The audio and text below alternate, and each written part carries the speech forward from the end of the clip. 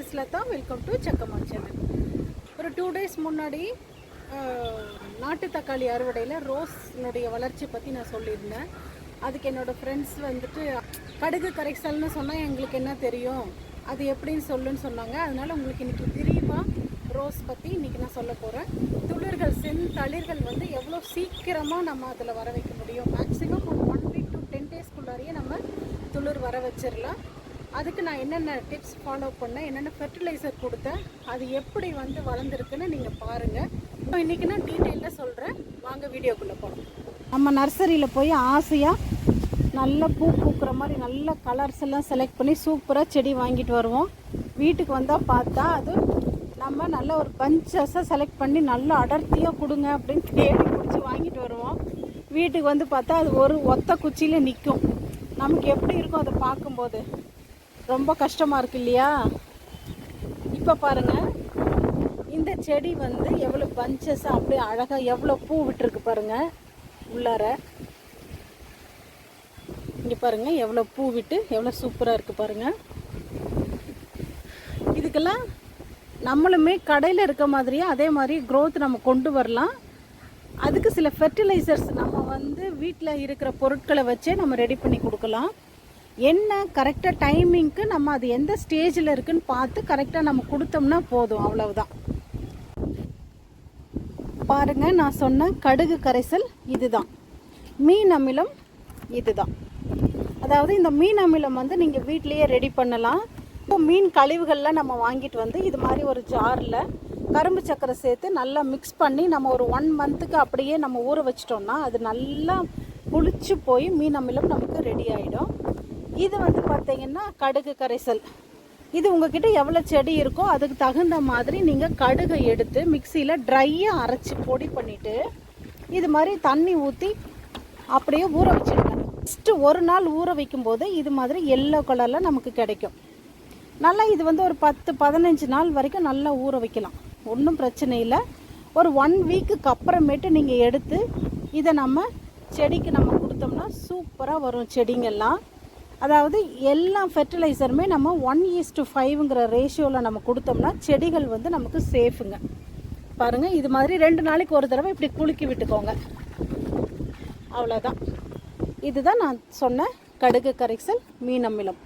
எந்த செடி நட்டு வச்சாலையுமே முதல்ல நீங்கள் வந்து என்ன பண்ணுங்கன்னா மீன் அமிலம் கொடுங்க. வேருக்கும் கொடுக்கலாம், செடிக்கும் தெளித்து விடலாம். அது தெளித்து விடும்போது இது மாதிரி மண் வந்து ரொம்ப ஈரமாக இருந்ததுன்னா பாருங்கள், இதெல்லாம் ரொம்ப ஈரமாக இருக்குது பாருங்கள். ஈரமாக இருந்ததுன்னா நம்ம இப்போ கொடுக்கவே கூடாது. ஏன்னா ஆல்ரெடி இது நல்லாவே ஈரமாக இருக்குது. இப்போ கொடுத்தோம்னா அந்த ட்ரைனேஜ் ஹோல்ஸ் வழியாக எல்லா ஃபெர்டிலைசர்ஸும் நமக்கு வெளியே வந்துடும். பாருங்கள், அடுத்தது இந்த செடி, இந்த மண் பாருங்கள், அதை விட கொஞ்சம் ட்ரையாக இருக்குது. சரிங்களா? இது கூட இன்றைக்கி கொடுக்க வேண்டான்னு வைங்களேன், கொஞ்சம் நல்லா காயட்டும். மேல் மண் நல்லா காஞ்சி வரணும். பாருங்கள், இந்த மண் பாருங்கள், நிறைய களைச்செடிகள் கீரைகள் நிறைய வந்துருச்சு பாருங்கள். இந்த மண்ணெல்லாம் வந்து நல்லா உதிரியாக இருக்குது பாருங்கள். இப்போ இந்த செடிக்கு கொடுக்கலாம். இப்படி தான் நம்ம டிஃப்ரென்ஷியேட் பண்ணி நம்ம செடிங்களுக்கு தண்ணி கொடுக்கணும். சும்மா அப்படியே எடுத்து ஊற்றணுமேனு ஊற்றக்கூடாது. ஸோ நம்ம அது எந்த ஸ்டேஜில் இருக்குதுன்னு நம்ம முதல்ல பார்த்து தான் நம்ம கொடுக்கணுங்க. ஒரு செடி வளர்க்குறது ஈஸி தான், அது நம்மளுடைய அந்த பழக்கத்தை பொறுத்து, அந்த நம்ம ஜட்ஜ் பண்ணுறோம் பார்த்திங்களா, அதை பொறுத்து. சில பேருக்கு அதெல்லாம் தெரியாது, அப்படியே எடுத்து ஊற்றிட்டே இருப்பாங்க. எனக்கு செடி வரவே இல்லைங்க, எனக்கு வந்து வேர் அழுகி போச்சு, அப்படியே இருக்குது, துளிர் வரல அப்படின்லாம் சொல்லுவாங்க.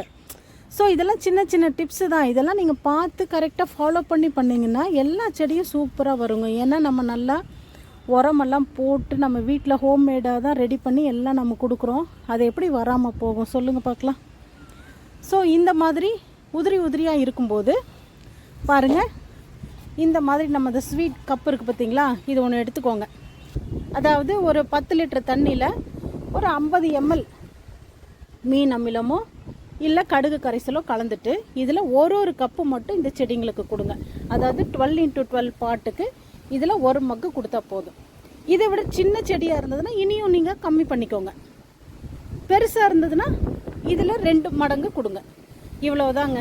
இது மாதிரி கொடுக்கும்போது என்ன ஆகும்னா நமக்கு அந்த ஃபெர்டிலைசர்ஸ் வந்து வேஸ்ட் வேஸ்ட் ஆகாமல் ஃபுல்லாக அந்த ரூட்ஸ் அப்சர்வ் பண்ணிக்கும். இங்கே பாருங்கள் துளிர் எப்படி வந்திருக்கு பார்த்தீங்களா? இதை தான் நான் கொடுத்தேன். பாருங்கள் எவ்வளோ அழகாக வந்திருக்கு பாருங்கள். துளிரெல்லாம் சும்மா சான்ஸே இல்லை, அந்த அளவுக்கு வந்திருக்கு. இங்கே பாருங்கள். ஸோ இதை தான் நான் பண்ணேன். அதாவது ஃபஸ்ட்டு மீன் அமிலம் கொடுங்க, அடுத்தது ஒரு 5 டேஸ் கழித்து கடுகு கரைசல் கொடுங்க, அதுக்கப்புறமேட்டு ஒரு ஸ்ப்ரே பண்ணுங்கள். மீன் அமிலமாக அப்படியே தெளித்து விடுங்க. அதுக்கப்புறம் நமக்கு நிறைய ஃபெர்டிலைசர்ஸ் இருக்குங்க. நம்ம வெந்தயம் இருக்கு இல்லையா, அதையுமே நம்ம இது மாதிரி அரைச்சிட்டு பவுட்ரு பண்ணி ஊற வச்சும் கொடுக்கலாம். இல்லையா நம்ம வெறும் பவுடராகவே செடி மண்ணை சுற்றி கிளறி விட்டுட்டு நம்ம போட்டு விடலாம். இங்கே பாருங்கள் இதில் எப்படி வந்திருக்கு பாருங்கள். துளிர் முட்டை அழகாக விட்டுருச்சு பாருங்கள். இப்போ டவுட் கேட்டவங்களுக்கு கிளியர் ஆகிருக்குன்னு நினைக்கிறேன். பாருங்கள் நம்மளே வீட்டில் நல்லா அழகாக நம்ம செடி கொண்டு வரலாங்க, வளர்த்தி கொண்டு வரலாம். கொஞ்சம் பொறுமையும் கவனிப்பு மட்டும் நமக்கு கான்ஸ்டண்ட்டாக தேவை. அப்படி இருந்தால் மட்டுமே தான் நம்மளால் இந்த மாதிரி நல்லா செடியை வந்து துளிர் வர வைக்க முடியும். 1 வீக் 10 டேஸ்லேயே நல்லா அருமையாக துளிர் வர வச்சிடலாம். நீங்களும் ட்ரை பண்ணி பாருங்கள். எனக்கும் என்னோடய சேனலுக்கும் பார்த்தீங்கன்னா நிறைய பேர் சப்போர்ட் பண்ணி நிறைய சப்ஸ்கிரைப் பண்ணிகிட்ருக்கீங்க. ரொம்ப தேங்க்ஸ்.